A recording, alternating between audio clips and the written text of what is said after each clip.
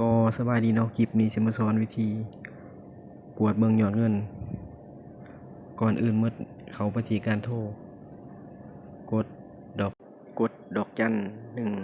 122สี่เหลี่ยมโทรออกหลังจากเขากดโทรออกไปแล้วเขาควรจะส่งเข้ามาเนาะเพื่อให้เขารู้ว่า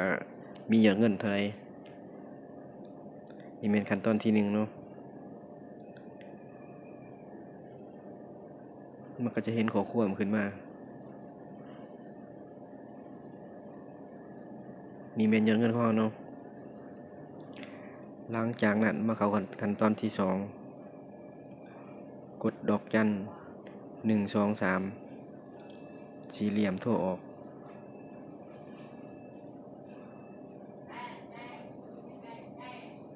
นี่เป็นขั้นตอนที่2เนาะ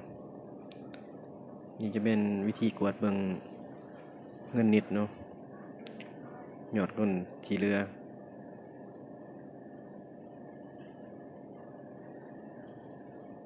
คลิปนี้ก็จะจบเพียงเท่านี้พบกันใหม่ในคลิปหน้าสำหรับคลิปนี้ขอขอบใจ